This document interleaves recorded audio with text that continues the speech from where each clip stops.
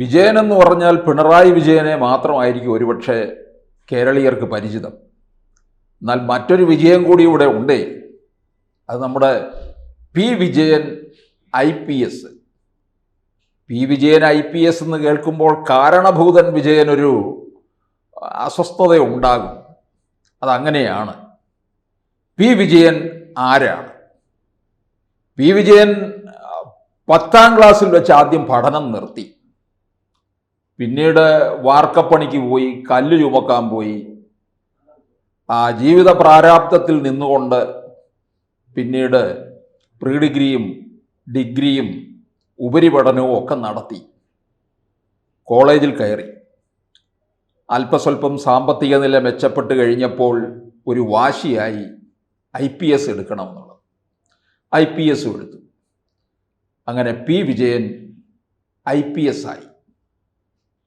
വിജയനെ സംബന്ധിച്ചിടത്തോളം ഈ പോലീസ് സേനയിൽ വന്നപ്പോൾ പലതരത്തിലും പലരും പല വഴികളിലൂടെ ആഭ്യന്തര വകുപ്പ് കൈയാളുന്ന മുഖ്യമന്ത്രി ഉൾപ്പെടെ വിജയനെ ഒതുക്കാൻ ശ്രമിച്ചു എന്നുള്ളത് നമ്മൾ കണ്ടുകൊണ്ടിരിക്കുന്ന കാര്യമാണ്.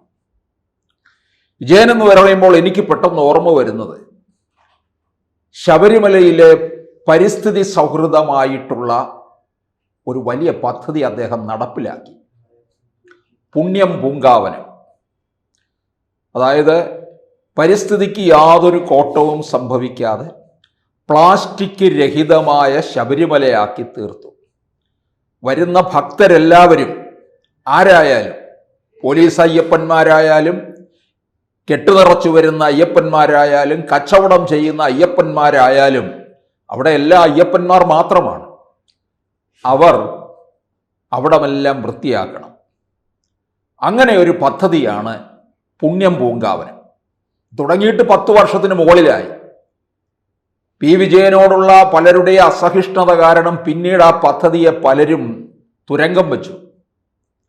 പ്രധാനമന്ത്രിയുടെ പ്രതിമാസ റേഡിയോ പരിപാടിയായ മൻ കി ബാത്തില് ഈ പുണ്യം പൂങ്കാവനത്തെ പരാമർശിച്ചു.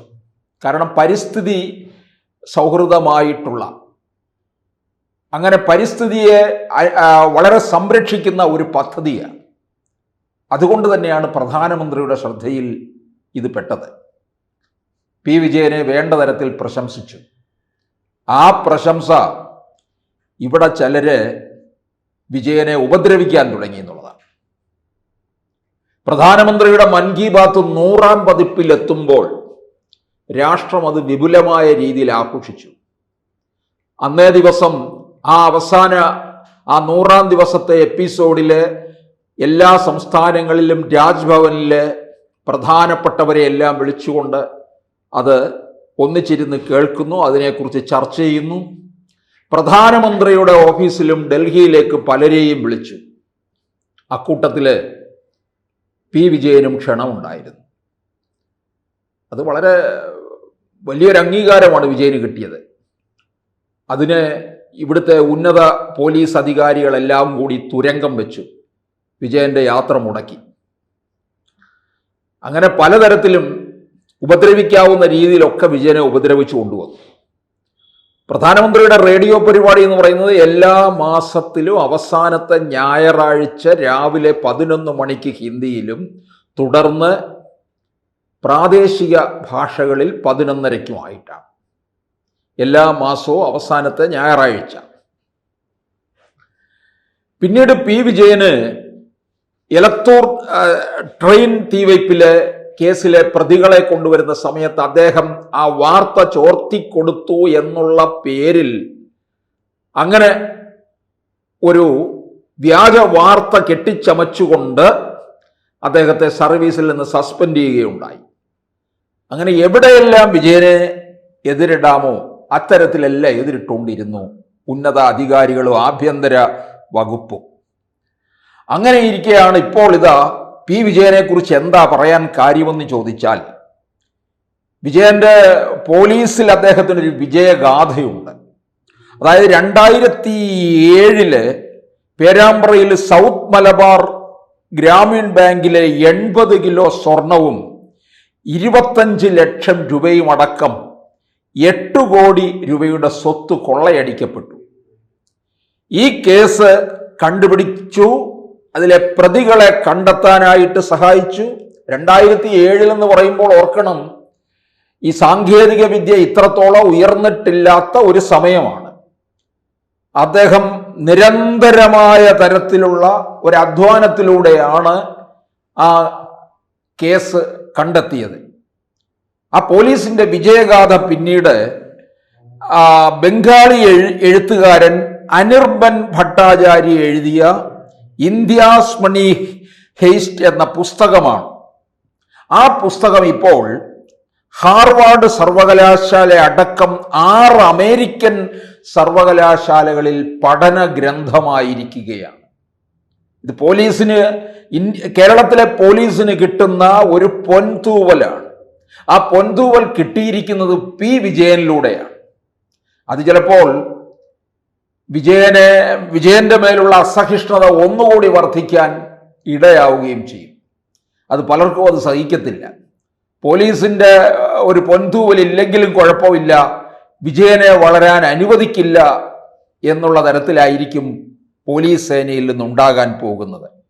കാരണം അതിന് ആഭ്യന്തര വകുപ്പിലെ ഉന്നതന്മാരുടെ എല്ലാം തന്നെ പിന്തുണയും ഉണ്ടെന്നുള്ളതാണ്.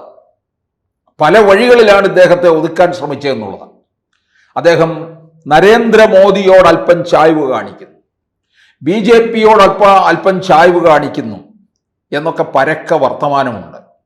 കാരണം ആ സമയത്ത് തന്നെയാണ് നരേന്ദ്രമോദി മൻ കി ബാത്തിലെ പി വിജയനെയും പുണ്യം പൂങ്കാവനത്തെയും പ്രശംസിച്ചത്. അത് അദ്ദേഹത്തിന് കൂടുതൽ ഒരു പരിക്കേൽപ്പിക്കുകയാണ് ചെയ്തത് കേരളത്തിലെ പോലീസ് സേനയിൽ നിന്ന്. പക്ഷേ എന്നിട്ടും അദ്ദേഹത്തിൻ്റെ ആ പ്രവർത്തനങ്ങളൊന്നും തന്നെ നിഷ്ക്രിയമായി മാറിയില്ല. വളരെ ആർജവത്തോടുകൂടി തന്നെ അദ്ദേഹത്തിൻ്റെ പ്രവർത്തനങ്ങൾ മുമ്പോട്ട് പോവുകയും ചെയ്തു എന്നുള്ളതാണ്.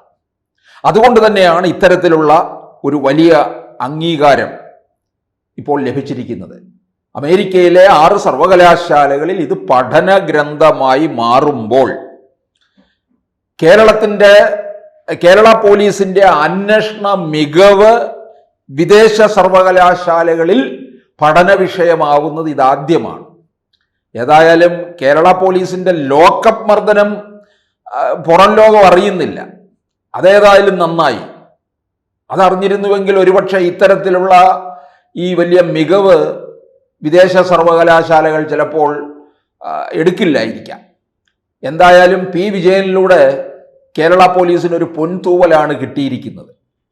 അത് വിജയനോട് ഇനി ഏതു തരത്തിലുള്ള ക്രൂരതയായിരിക്കും നമ്മുടെ കാരണഭൂതനും വിജയനും മറ്റ് പോലീസ് സേനയിലെ മറ്റംഗങ്ങളും ചെയ്യാൻ പോകുന്നത് എന്നുള്ളതാണ് നമുക്കിനി അറിയേണ്ടത്. അപ്പോൾ വിജയന്റെ വിജയഗാഥ ഇനിയും തുടർന്നുകൊണ്ടിരിക്കും. കൂടുതൽ വാർത്തകളും വിശേഷങ്ങളും നിങ്ങളിലേക്ക് എത്താൻ ABC മലയാളം സബ്സ്ക്രൈബ് ചെയ്യുക, ബെൽ ബട്ടണും അമർത്തുക.